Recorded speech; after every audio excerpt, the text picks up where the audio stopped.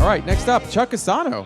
Hello, Ray. Chuck, how are you? Good. How are you? We come full circle. See, I mean, Chuck Casano founded and is the owner of Pitaya Plus, which markets a line of Pitaya products. And a long time ago, you had a ready-to-drink beverage called Pitaya Plus, and it was a super premium juice, which you since discontinued. But it wasn't super premium enough. It wasn't super premium enough. But you were a participant in New Beverage Showdown 1. Yes. You were in the original group of participants, and your experience, I think, helped mold what this all turned into, actually, because you were really, your presentation, which I still remember to this day, was really, really great. Oh, it's pretty nice. Yeah, it was a grilling experience being up there, watching the clock count down, but it was good. We got second place.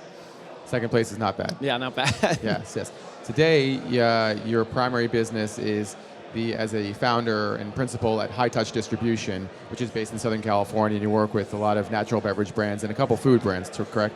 Correct. We kind of focus mostly on DSD in Whole Foods, SoPac region, covering all 50, I think they're up to 4 locations right now, even the Arizona and Nevada places.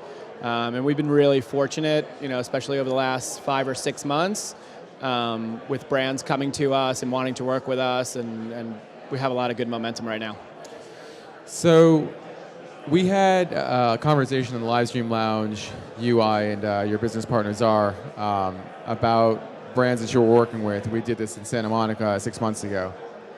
I talked to you guys last night, and you have since picked up, not since last night, but in the last 6 months, you have since picked up some pretty big brand names, including Blueprint and Temple Turmeric. Yeah, and even Lucky Jack, the nitro coffee as well, and it's just been great.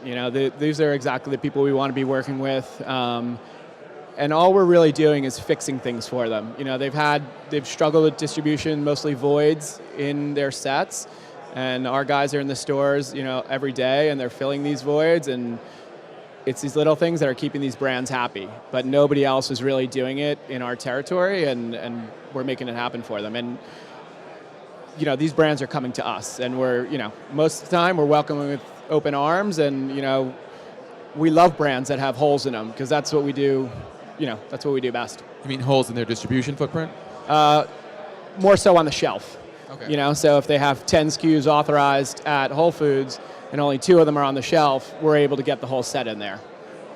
So, that's an interesting point, because, Kara Rubin was talking about that on the New Beverage Showdown when she was talking about one of the brands up there that only had one SKU. And you're talking about filling an entire shelf. Having that shelf set really makes it, really helps your branding, and really says that, you own a part of the shelf as opposed to one slot. How critical is that for brands at this point to really have more than just the 1 or 2 SKUs? What's the optimal number of SKUs that they should be having on shelf, at least in the natural channel? I mean, if you're a startup, I think it's that 4 to 5 SKU lineup, just to give you a little bit of a billboard effect on the shelf, and kind of grow from there. And because because at the end of the day, it's probably only 4 or 5 SKUs that are doing really well at the brand. So let's, maybe come to us with 8 SKUs, and let's work together to figure out which of the 4 ones we're going to present and which are the 4 ones that are going to see traction, and go from there.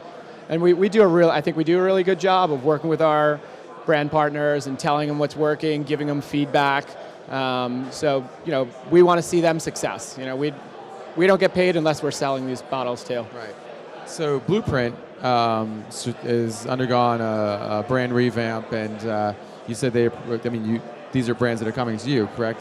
Correct. Did Blueprint approach you? Okay. So, what do you think about what they were doing in terms of, sort of shrinking their package, or almost creating an entire new line that's a little bit more conventional, a bit more mainstream, in addition to getting into some more esoteric things like drinking vinegar, and not necessarily esoteric, but also kombucha. What do you think about their brand strategy at this point, and how they're executing? I mean, I think it just starts with the energy of that new team that they've put in place, and it resonates through all the new SKUs and developments, product developments that they're going on. They were kind of like this stale juice on the shelf with, it was green. It was like kale, apple, this, and there was no personality to the brand. They've started naming their juices, giving them more personality, like relating to more customers. And then throughout the line extensions of like the drinking vinegar tonics, I think they're building, they've totally gone away from that cleanse. And it's kind of like this whole nutrition thing, and I think it's working. We're very young with them. We're probably maybe 3 weeks of working with them, but we're seeing some really good movement already initially. It's interesting that you say, it got kind of stale. Because when Blueprints Pack first came out, that ingredients on the front, the very simple, minimalist ingredients, it was lauded as, wow, this is really innovative, an innovative way of presenting your brand. But I guess in the cold pressed juice category, because it's so fast moving and fast growing, sometimes a shake-up is important. Yeah, it seemed too sterile, or I think sterile is a good word, and now it's just way more fun and more approachable. The brand is way more approachable. And one of the other brands you work with is Genius Juice, which is interesting. So Genius Juice came out, and they were really, it's a coconut milk-based line of beverages, and for a long time they were HPP'd, and they recently made a decision to stop HPPing and go to pasteurization. What have you seen? Has that had any effect on sales? Has that had any effect on branding with their customers and their consumers? I think they did an amazing job of not losing anything on their flavor profile, and I mean that is one of my favorite brands that we have in the warehouse. Like my 2-year-old daughter almost drinks it religiously, and it's just, they haven't, answer your question quickly, they haven't lost any velocity by going away from that raw thing. So, I think their core consumer just liked the ingredient. I think that's what they're going for.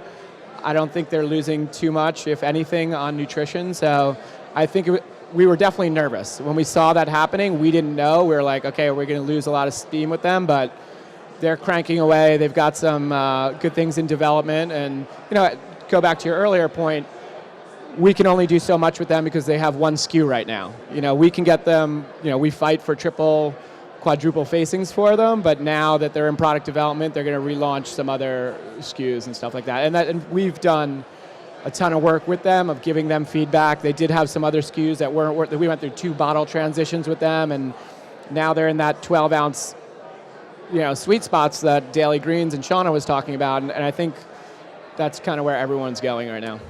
So you've seen a lot of brands here at the show, and you've seen a lot of sort of emergent trends, I would say, from just the number of brands participating in categories that are still tiny, but you can tell that brands are seeing some white space in them. What are you seeing as opportunities in white space in some of the categories that are out there today?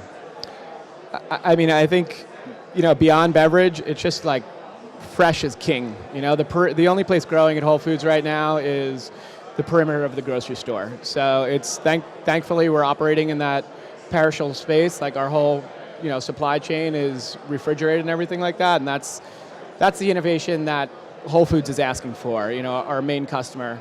As far as particular brands here, Switchel, I think I don't think it's really caught on the West Coast yet.